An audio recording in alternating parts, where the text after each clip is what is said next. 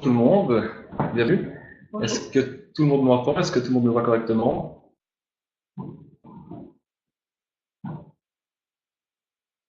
Ok.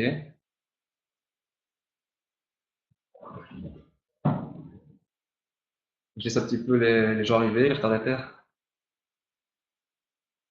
Parfait. Donc aujourd'hui, je vous remercie d'être là pour assister à cette présentation. Elle durera plus ou moins 30 minutes. Je vais essayer de ne pas vous retenir trop longtemps, on a tous du travail. Aujourd'hui, je suis accompagné de Oksana, qui est ici, qui est ma collègue francophone, qui s'occupe des clients francophones avec moi. Et on a notre directeur, Angela. Bonjour. Toutes les deux parlent français et elles m'aideront à répondre aux questions à la fin de la séance. La présentation, c'est moi qui m'en occuperai. Et donc là, en face de vous, vous avez presque toute l'équipe francophone d'Amparus. Il manque juste notre collègue Vlad qui est à Moscou.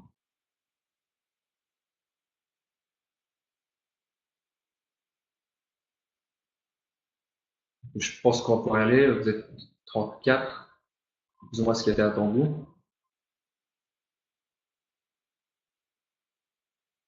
Donc le but de la présentation, ce sera de vous expliquer en fait un petit peu les clés, les thèmes qui sont souvent abordés par les clients, les questions qui sont souvent posées pour que vous, à votre tour, vous puissiez y répondre. Vous puissiez les guider et peut-être désamorcer toutes les peurs qu'ils pourraient avoir vis-à-vis d'un voyage vers la Russie. Donc on va commencer par se présenter, présenter la compagnie. Bon. Donc nous c'est Amparus, on est un réceptif sur la Russie, les Pays-Baltes, la Biélorussie, l'Ukraine et les pays de la communauté des États dépendants. Donc les pays de la CEI, en fait, c'est la Russie en fait partie, la Biélorussie en fait partie, il y a aussi l'Ouzbékistan, le Kazakhstan, la Moldavie et les pays qui étaient en fait dans l'URSS. On a un bureau principal qui est à Saint-Pétersbourg, c'est là où nous on se trouve en ce moment, et on a une représentation à Moscou où une partie de nos collègues se trouve. On a en tout une vingtaine d'agents, la grosse partie se trouve à Saint-Pétersbourg, le reste à Moscou comme j'ai dit, et Amparus ça existe depuis 2004, donc c'est bientôt 15 ans d'expérience. Vous avez notre logo ici en bas à droite, qui est le A avec la vague bleue. Donc ce que nous on peut faire pour vous, c'est en fait des groupes, aussi bien des individuels que des groupes, du voyage sur mesure que du GIR. Notre force, c'est qu'on a une équipe polyglotte. Tout le monde ici parle russe, tout le monde parle anglais. Une grande partie de l'équipe parle espagnol. On est 4 à parler français, comme j'ai dit. Et on a maintenant 2 collègues qui parlent italien, qu'on a engagés il y a une semaine. Quand vous travaillez avec nous, ce que nous, on vous assure, c'est un suivi 24 heures sur 24 vis-à-vis de vos clients. Donc, s'ils ont des questions, s'ils ont un problème, s'ils arrivent en pleine nuit et qu'il n'y a personne pour les aider, eux, ils peuvent nous appeler, que ce soit sur le numéro d'urgence, à travers le numéro du manager qui s'occupe d'eux ou du guide. Il y aura toujours quelqu'un pour les aider. Ils ne seront jamais laissés à l'abandon en Russie. Donc, nous, on fait toujours le maximum pour répondre aux attentes spécifiques des clients. C'est-à-dire que si vous avez en fait une croisière, un incentive, vous avez une demande spécifique, par exemple pour venir étudier en Russie ou quelque chose, on essaie vraiment d'être le plus flexible possible et de répondre aux attentes des clients. Donc la Russie en général, je vais un petit peu parler du pays, de ses grandes généralités, tirer un peu une carte d'identité du pays. Donc la Russie, c'est le plus grand pays du monde. D'ouest en est, elle fait 9 000 km. Du nord au sud, elle en fait 3 000. Elle est située à 75% en Asie et 25% en Europe. Donc vous voyez un petit peu la démarcation, en fait, elle se fait ici, au niveau des montagnes de l'Oural. Je vais prendre le crayon. Voilà, ici, en fait, il y a une chaîne de montagnes qui s'appelle la chaîne de montagnes de l'Oural et elle sépare géographiquement la Russie en deux, donc pour sa partie européenne et sa partie asiatique.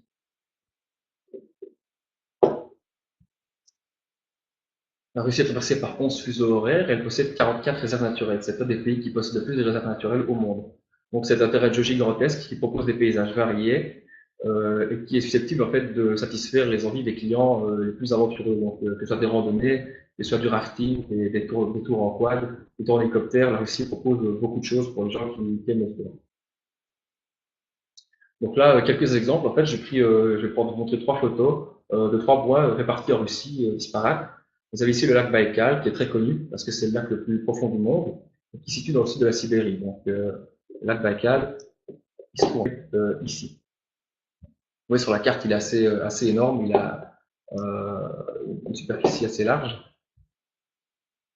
Ici, les clients peuvent pêcher, hiver comme été. L'hiver, ils font un tour dans la glace et ils pêchent dans la glace. Ils peuvent faire des tours à cheval, des tours à vélo, beaucoup d'activités à proposer.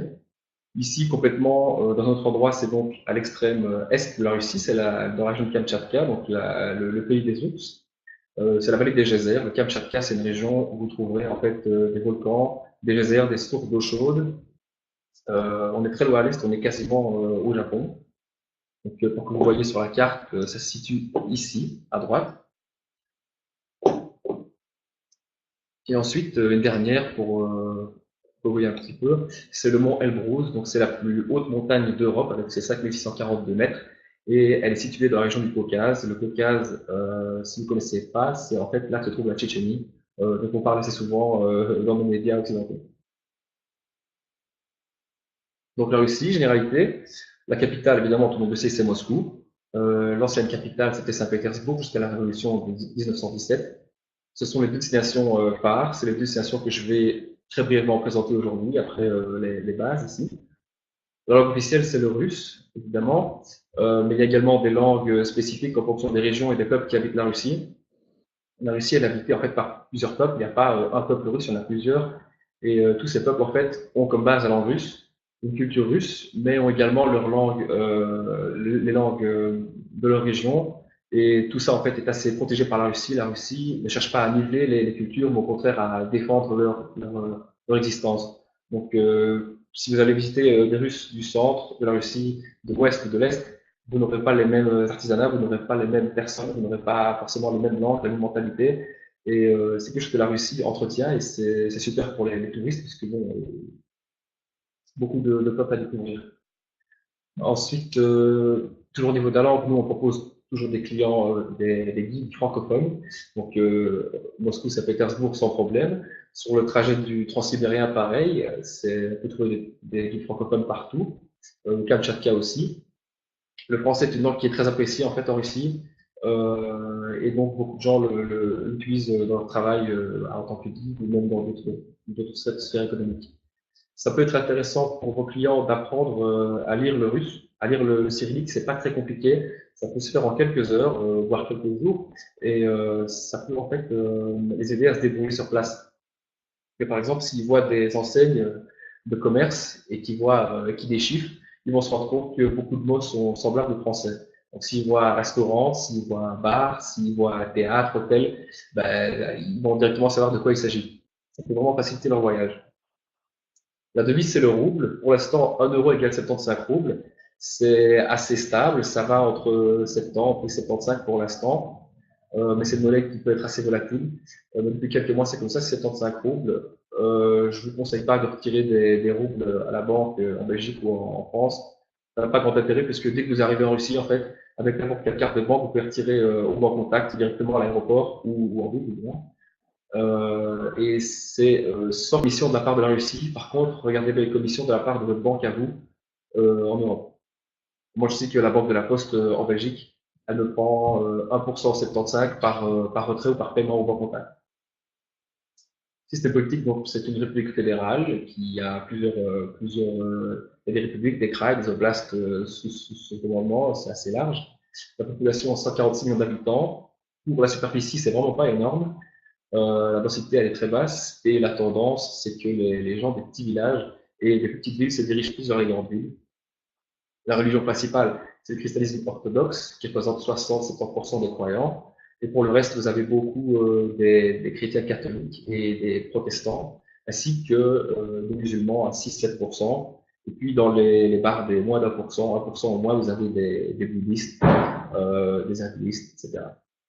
La formalité pour les visas, c'est ce qui fait souvent peur aux touristes. Un visa touristique d'une durée de 30 jours maximum, ça vous coûtera approximativement 60 euros. Si vous passez par une agence qui va s'occuper de déposer des documents à l'ambassade, etc. pour vous, vous en aurez pour plus ou moins 110 euros.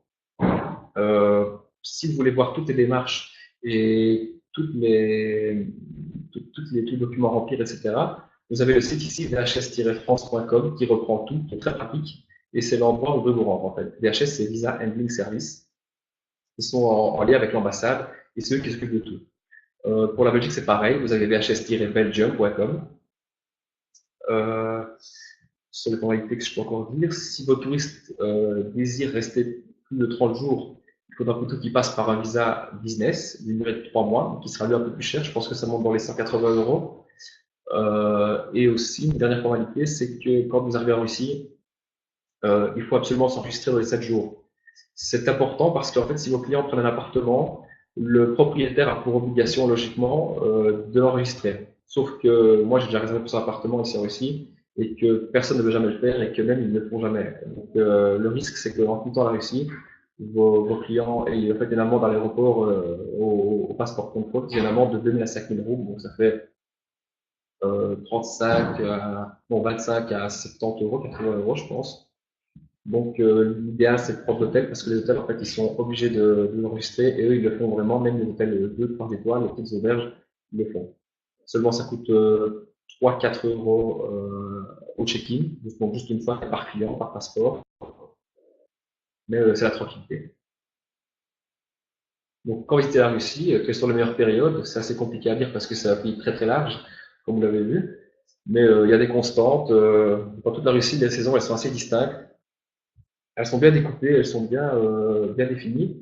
Ce qu'on conseille visiter la Russie, ben, l'hiver c'est super parce que la Russie sous la neige, ben, c'est un mythe. Tout le monde connaît, tout le monde a les paysages en tête, de voir la place rouge sous la neige ou Saint-Pétersbourg sous la neige, les églises, etc.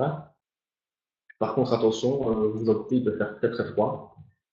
Ici à Saint-Pétersbourg, -20, c'est pas rare, c'est assez fréquent la nuit. Et c'est très difficile parce que le climat est très humide à cause du golfe de Finlande et de toutes les rivières et les fleuves qui parcourent la ville. Donc, il faut bien s'équiper. Vêtements thermolactiles sous les vêtements habituels. Grosse veste, bonnet, gants, c'est obligatoire. Au printemps, c'est pas la meilleure saison parce qu'en fait, toutes les neiges qui sont accumulées l'hiver, toute la glace qui s'accumule l'hiver fond et vous allez avoir des flaques de boue, en fait, de la neige mélangée avec de la poussière, etc. Et c'est pas très beau, c'est vraiment pas la même période. L'été, c'est chouette, mais il y a beaucoup de touristes. C'est super, vous pouvez visiter toute la Russie en t-shirt sans problème, mais beaucoup de touristes se mettent sur la Russie en été. Mais Saint-Pétersbourg, par exemple, l'été, c'est vraiment quelque chose parce que voilà, vous avez des croisières, beaucoup de croisières, vous faire tout Saint-Pétersbourg en fait, à bord d'un navire. Pareil pour Moscou. Quand vous avez le soleil qui tape, avec ces bâtiments couleur pastel, c'est très dépaysant, c'est très joli. Et puis pour l'automne, bah, pareil, c'est une saison que je conseillerais parce que la nature change. La température, elle est un peu imprévisible, mais en gros, en septembre, vous avez de la chance qu'il fasse bon. En octobre, début octobre peut-être. Octobre, imaginez déjà qu'il pourrait y avoir quelques neiges. Donc, attention. La basse saison en Russie, c'est de janvier à avril et le mois de novembre. Et la haute saison, c'est mai à octobre et le mois de décembre. Un détail qui a son importance, c'est qu'en Russie, tous les commerces sont ouverts le dimanche. Donc, vos clients, pour eux, une journée de libre ou même une journée de l'excursion à dimanche, c'est pas une journée perdue parce que tout est ouvert.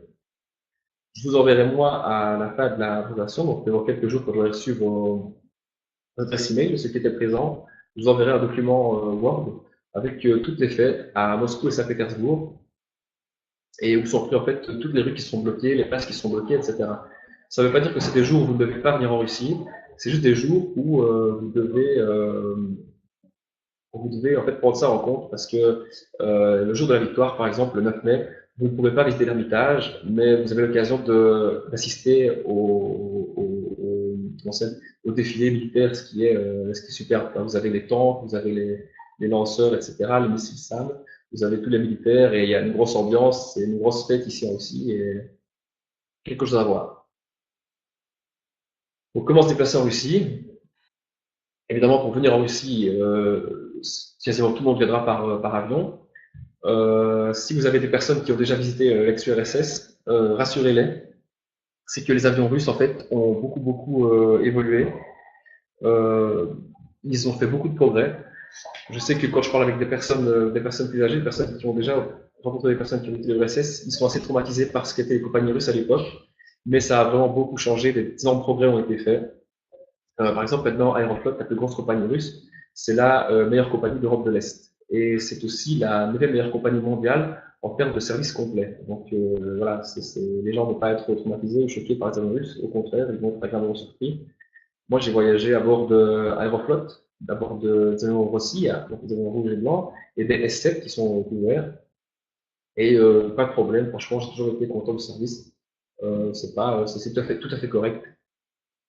Le réseau ferroviaire, c'est pareil, un réseau très développé, très correct, parce que c'est en fait les avions et les trains, c'est en Russie le moyen numéro un, le moyen privilégié pour se balader en fait dans le pays. Le pays est très grand, tous les trains, quelles que soient les catégories, troisième classe ou première classe, vous avez des couchettes en fait. Vous avez ce qu'on appelle Platzkart, coupé, et SV. Platzkart, c'est où il n'y a pas de séparation entre les lits et les cabines ne se ferment pas en fait. Donc tout le monde voit tout le monde et tout le monde peut discuter, c'est sympathique, mais je ne sais pas si les clients français seraient prêts à voyager là-dedans. Donc nous, ce qu'on voit toujours minimum, c'est le coupé. Donc coupé, en fait, vous avez une cabine qui se ferme. Vous avez deux lits en bas, deux lits en haut. Et faites attention quand vous avez des clients, des personnes qui sont âgées, c'est que pour monter sur le lit au-dessus, il faut quand même être en bonne forme physique, parce que parfois c'est à la force des bras, avec une petite échelle assez étroite. Donc il faut toujours calculer ça que les personnes âgées, si vous avez vraiment que des personnes âgées, plutôt pendant SV alors, où là vous avez une cabine avec deux couchettes basses, voire même une couchette single. Au niveau du train russe, vous avez également entre Moscou et Saint-Pétersbourg le Sapsan. C'est un train à grande vitesse qui fait Moscou-Saint-Pétersbourg inversement en 4 heures. Très pratique. Ou alors, ce que les clients français aiment bien, parce que bon, il y a le côté romantique, etc., c'est le train de nuit. Donc, soit la Flèche Rouge, soit le Grand Express. Vous avez des cabines, c'est des trains très classe, vous pouvez regarder sur leur site internet, qui sont très stylés. Vous avez, voilà, en 8 heures, ils font le trajet de 23 heures à 7 heures du matin, il me semble, avec un petit déjeuner le matin. Également pour le réseau ferroviaire, vous avez l'Aéro Express. Donc, Moscou est une ville gigantesque, 12 millions d'habitants, et il y a 3 aéroports, car c'est un gros hub en Russie. Donc, ces aéroports, ils sont assez loin du centre-ville, et il y a des trains. Il y a le train qui s'appelle l'Aéro Express dans chaque aéroport, qui part de chaque aéroport vers le centre. Vous pouvez rejoindre le centre en 45 minutes. Ça peut être pratique parce qu'en fait, si vos clients font déjà 3-4 heures d'avion et puis qu'ils arrivent à Moscou et qu'ils se font encore 2 heures, 2 heures et demie dans les bouchons parce qu'ils sont en heure de pointe, ben c'est pas très agréable. Donc l'idéal c'est de prendre l'Aéro Express, d'arriver à la gare la plus proche du centre, et puis nous on les récupère avec le guide et le chauffeur pour les amener à leur hôtel. Ensuite le métro. Le métro c'est le meilleur moyen pour se balader dans les grandes villes. À Moscou, ici 55 roubles, donc 75 le jeton, et à Saint-Pétersbourg 45 roubles, donc 65 le jeton, c'est vraiment pas cher si on compare à ce que ça coûte à Paris. Et surtout avec un jeton dans le métro russe, vous pouvez faire autant de stations et changer autant de fois de ligne que vous le souhaitez. Vous pouvez faire 10 stations, vous pouvez changer 4 fois de ligne, vous pouvez visiter tout le métro avec un seul jeton et rester autant de temps que vous voulez dans le métro. Donc c'est très très pratique. Pour les bus à Moscou, c'est pareil, 55 roubles. À Saint-Pétersbourg, moins cher, 40 roubles, voire même 30 roubles. J'en ai eu pris il n'y a pas longtemps. Les clients seraient peut-être plus réticents à prendre le bus parce qu'il faut connaître la ville, mais sachez que s'ils sont assez habiles avec leur téléphone, ben, avec Google Maps, quand ils mettent l'itinéraire pour aller quelque part, Google Maps a tous les horaires des bus et tous les horaires des métros dans sa base de données, et que donc vous avez directement où se trouve l'arrêt de bus, où est votre arrêt, combien d'arrêts est-ce que vous avez à faire exactement, et une fois à votre arrêt, où vous devez aller. Euh, voilà, les taxis en Russie sont très bon marché, donc si les clients veulent aller un jour, souvent la question, ils la demandent, c'est si jamais ils veulent aller dans un restaurant qui est assez bas d'hôtel, est-ce que ça pourrait ne prendre le taxi? Non, en Russie, pour franchement quelques euros, vous faites pas mal de kilomètres, donc pas de souci pour des taxis aller-retour. Je conseille évidemment tout ce qui est Uber ou Yandex, qui est Google Russe ici, parce que votre tarif est directement indiqué et qu'il n'y a pas d'embrouille avec le chauffeur. Il n'y aura pas d'entourloupe pour vous aider les touristes. Une destination incontournable, je vais juste présenter brièvement Moscou et Saint-Pétersbourg, ou l'inverse, Saint-Pétersbourg et Moscou, pour pas trop vous retenir. Donc Saint-Pétersbourg, c'est là où nous on se trouve en ce moment. C'est un peu la Venise du Nord. Comme vous pouvez voir, c'est une ville qui est traversée par beaucoup de canaux, qui est traversée par cette rivière qui est la Neva. Et sur cette photo, vous avez en fait trois grands symboles. C'est ces ponts qui s'ouvrent. Saint-Pétersbourg est traversé par un peu moins de 350 ponts, et des ponts qui s'ouvrent comme celui-ci sur la Neva, il y en a 22. C'est un spectacle que les touristes apprécient particulièrement, et même les Saint-Pétersbourgeois. Vous avez en fait les ponts qui s'ouvrent quand la navigation est possible, donc pas en hiver, quand il n'y a pas la glace. Les ponts s'ouvrent de manière différée, donc il y a quelques minutes entre chaque ouverture, et ils sont tous éclairés de cette manière, et puis les bateaux passent en dessous pendant toute la nuit. Donc attention que la ville est coupée en deux à ce moment-là, et que ça peut être difficile de passer de l'autre côté. Mais c'est un spectacle très agréable à voir. Vous avez aussi, entre ces deux ponts, c'est aussi un symbole de Saint-Pétersbourg, c'est là l'église Saint-Pierre et Saint-Paul, où sont conservés tous les restes de la famille des Romanov, donc la dynastie des Romanov, qui a régné pendant 300 ans sur la Russie. Parce que Saint-Pétersbourg, c'est la ville des tsars, et donc c'est leur place, quoi. Dernier Romanov qui est mort en 1917 à la Révolution, où toute la famille a été exécutée et dont les restes ont été retrouvés et replacés dans ce pays. Et puis le troisième symbole, quelque chose qui est assez particulier à Saint-Pétersbourg, c'est la couleur de ce ciel. Ce ciel qui est bleu pastel, en fait, vous voyez que sur le pont, les lumières sont allumées, mais que le ciel, lui, il fait jour, mais les lumières sont allumées parce qu'en fait, ce sont des nuits blanches de mi-juin à début juillet. Vous avez cette période en fait où la nuit ne tombe jamais et où le ciel est soit bleuté, soit rosé. Et en fait là, il est peut-être 2-3 heures du matin et il fait très clair. Donc c'est assez spécifique. Donc comme je disais, Saint-Pétersbourg, capitale de l'Empire russe, donc ville des tsars. Et qu'est-ce qui retenu ça que le musée de l'Ermitage, donc l'ancien palais d'hiver, qui était la résidence des monarques russes pendant des centaines d'années. Maintenant, c'est un musée, tout le monde le sait, c'est le plus grand concurrent du Louvre.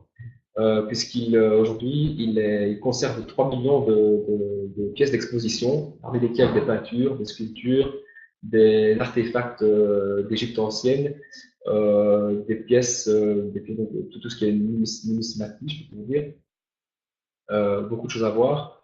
C'est un musée qui est impossible à voir en une journée, qui est impossible à voir en une semaine, sinon en un mois, parce qu'il est absolument gigantesque.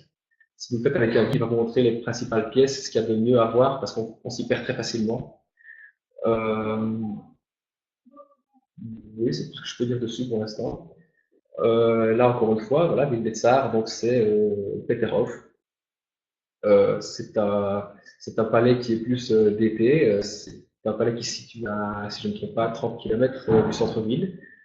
Il donne sur le golfe, directement sur le golfe de Finlande. Et en fait, c'est la volonté de Pierre le Grand, qui a fondé la ville, d'avoir son propre Versailles. Donc ça, en fait, c'est ce que quand lui avait Versailles, il a voulu son Versailles chez lui, à lui, et il a fait ce bâtiment qui est magnifique. Pierre le Grand, en fait, quand il a fait Saint-Pétersbourg, il voulait que ce soit une ville, une fenêtre sur l'Europe et une ville européenne en Russie. Donc, il a fait venir des architectes allemands, italiens, français, et tout ce qui lui plaisait en fait en Europe, tout ce qui lui plaisait en Allemagne, en France, en Italie, il l'a fait refaire chez lui. Donc, vous trouvez des architectures typiques, typiquement européennes, mais en Russie. C'est la ville la plus européenne de Russie. Et donc, l'attraction principale, ce sont toutes ces fontaines, toutes ces cascades, qui ne marchent évidemment pas l'hiver, c'est malheureux. Et ça, c'est vraiment quelque chose à voir l'été. L'hiver, c'est possible de le voir, mais c'est pas le même spectacle, c'est sûr. C'est mieux de le voir l'été.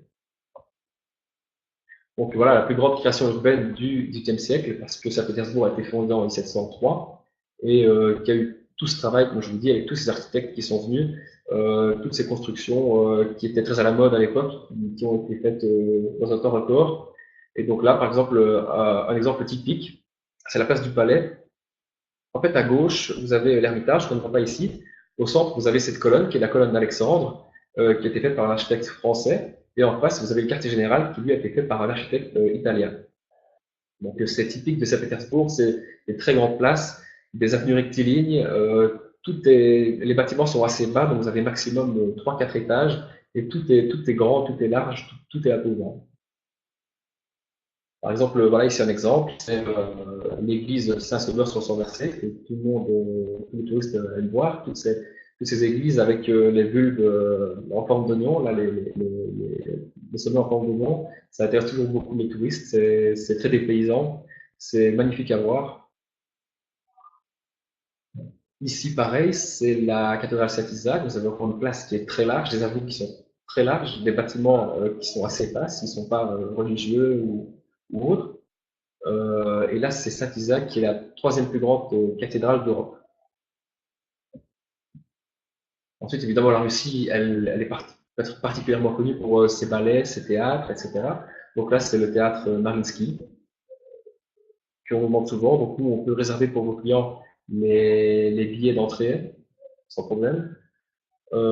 Moscou et Saint-Pétersbourg possèdent les plus beaux métros du monde. C'est pas les plus beaux métros du monde. Ça, c'est une station à Saint-Pétersbourg, c'est la station Artevo.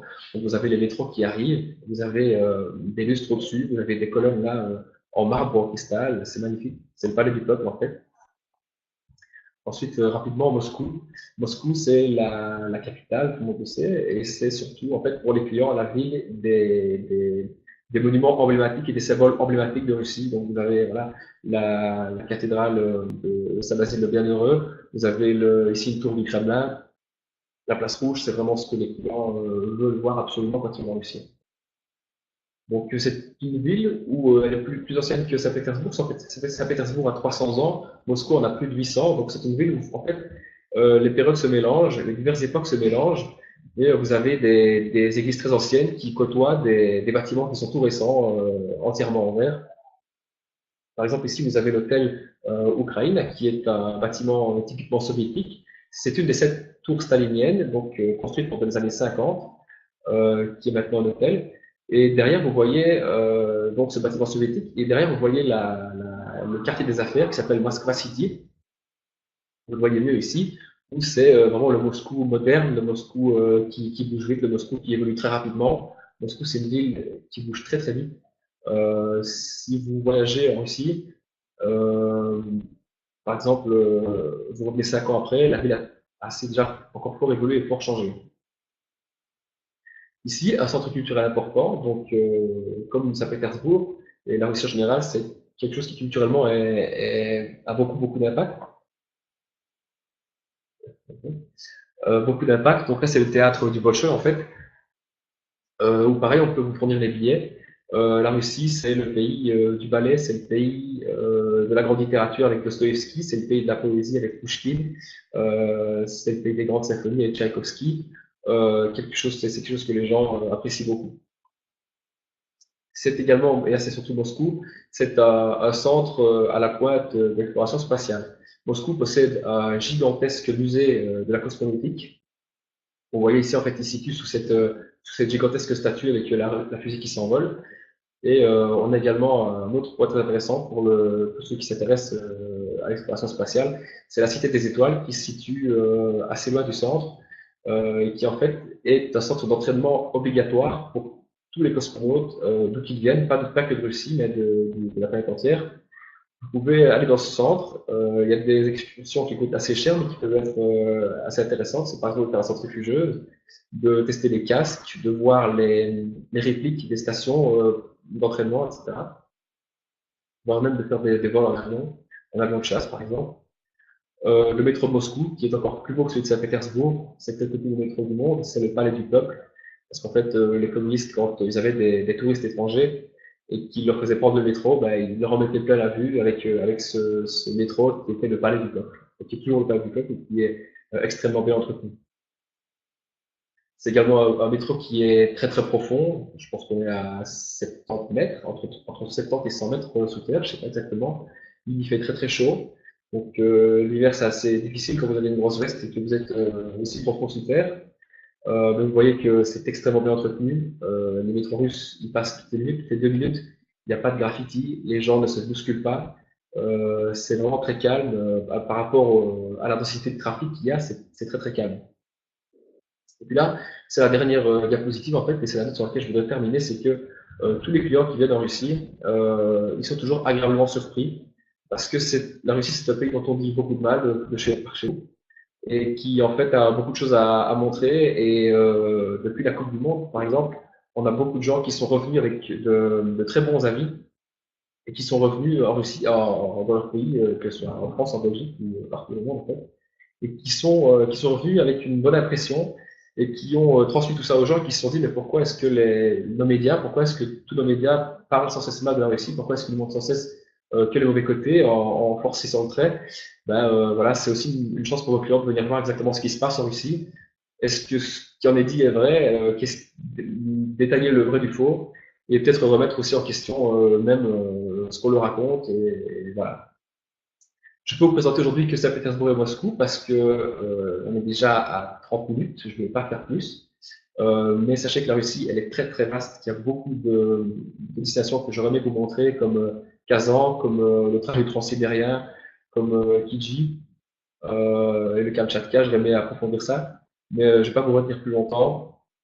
Ce que je peux vous dire, c'est que je vais vous envoyer à tous les participants un mail dans les jours qui viennent, quand j'aurai la liste, et que je vous enverrai en fait notre catalogue, où là on approfondit une vingtaine, si pas une trentaine de destinations, avec des voyages déjà tout faits qui peuvent servir de base à des voyages pour des clients. On va également vous envoyer nos gires. On a une vingtaine de gires euh, qui se combinent en fait. Donc en partant de Saint-Pétersbourg-Moscou, vous pouvez ensuite arriver sur Kazan, sur Kiev, sur d'autres régions en Russie parce elles se combinent en fait. Elles sont faites pour se combiner. Et surtout, on arrive à des prix très attractifs parce que voilà, on fait des allottements. Et je vais vous envoyer, comme je vous avais dit, ce fichier Word avec toutes les dates où il y a des fêtes russes et pas qu'il ne faut pas venir, mais qu'il faut prendre ça en compte dans son voyage. Voilà, je tiens à vous remercier pour votre attention et on va passer à la séance de questions-réponses.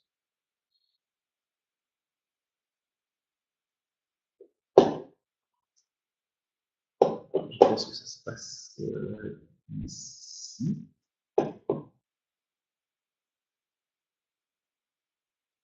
Voilà, si je ne me trompe pas, vous marquez les questions dans le chat, elles nous arrivent et nous on y répond une par une. En fait, Uber, il y a Uber tout simplement, et sinon vous avez Yandex, donc Yandex. Les prix sont adaptés sont quasiment collés sur ceux de Uber, et franchement, vous faites plusieurs kilomètres pour quelques euros. Ici, c'est ça. Donc, avez-vous des allotements pour les hôtels de Moscou et Saint-Pétersbourg pour les groupes? Bon, nous avons des allotements pour nos gires et il ne manque pas des allotements sans savoir pourquoi. Mais en effet, on a des. Bon, je pense que je n'entre pas dans le cadre. Je vais essayer de. Nous avons des contrats. Vous parlez de Moscou-Saint-Pétersbourg. On travaille pratiquement avec tous les hôtels Moscou-Saint-Pétersbourg. La seule chose que c'est plutôt des hôtels de 3 étoiles en an parce qu'on s'occupe plutôt de haute gamme. Et pour nos gires, oui, on a des allotements. Pour les individus aussi.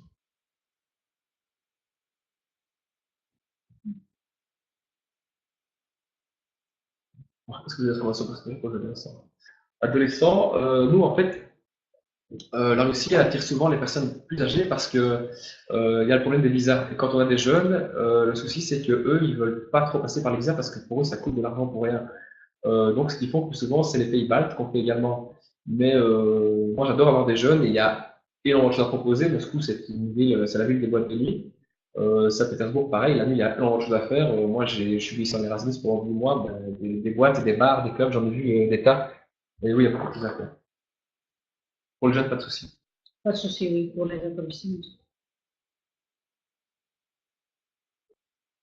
Donc moi, ce que je recommanderais, adolescents, oui, c'est tout ce qui est bar, tout ce qui est club, franchement, c'est très correct. Tout est toujours bien gardé, il n'y a pas de souci.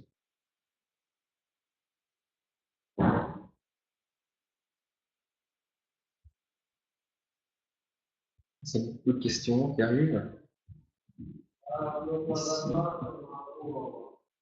Donc, acheter une carte SIM. Je sais qu'il est possible de prendre des cartes SIM pour, je pense, 600-700 roubles, donc c'est du moins 10 euros. Et moi d'avoir une carte SIM et donc d'avoir la 4G.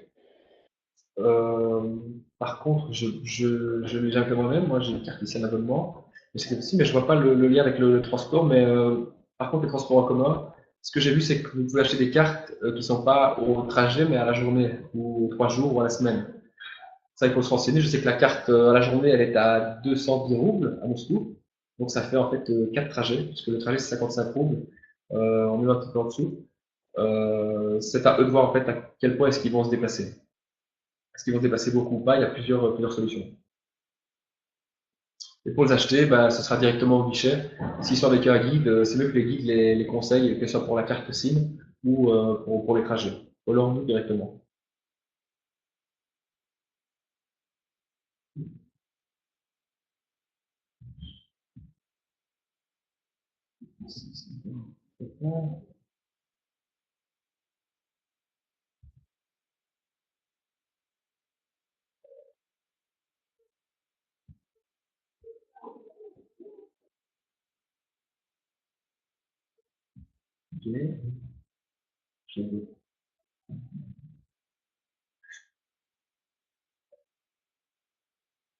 Voilà, si vous avez d'autres questions.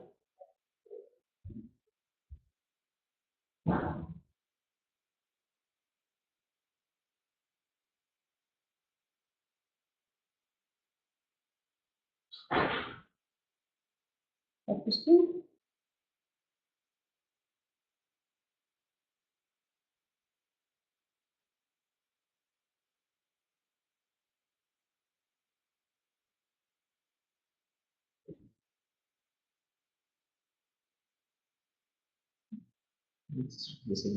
Hmm. Bien, bonne journée. Complet que les gens. Bah, merci. J'ai beaucoup bossé dessus, donc ouais, je suis content que ça vous ait plu et que ça ait répondu à toutes leurs questions.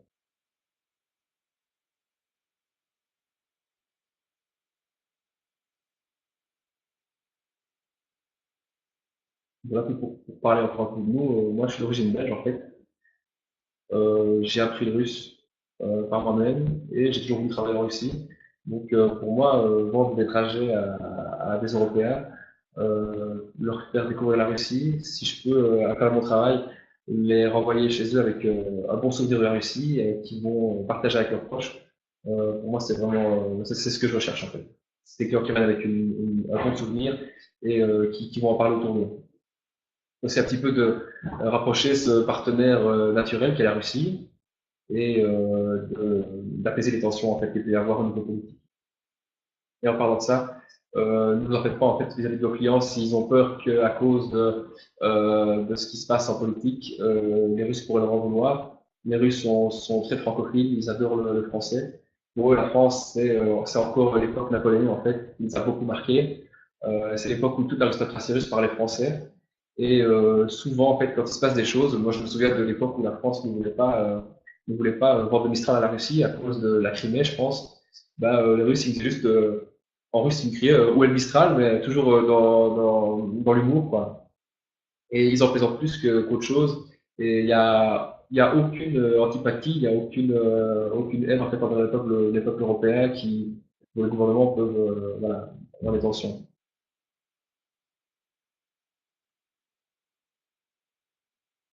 On envoie forcément oui, la présentation avec le PowerPoint. Je l'enverrai également dans le mail. Vous aurez la vidéo, vous aurez, comme j'ai dit, les gires et vous aurez le catalogue en français, ainsi que les dates des fêtes.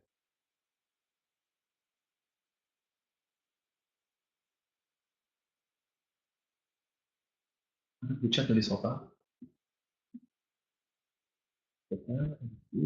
Super.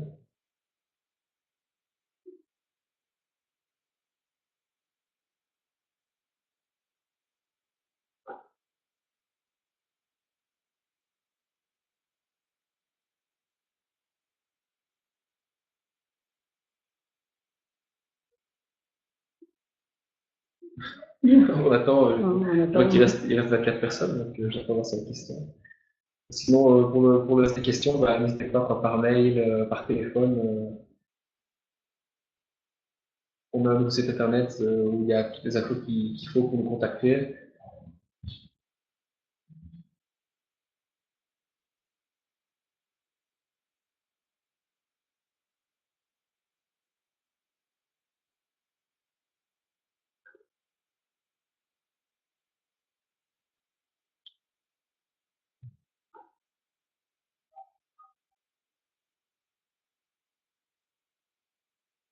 Un grand merci à tout le monde. Ouais. Voilà, un Et grand merci. toujours bienvenue chez nous. Voilà, on va s'arrêter là.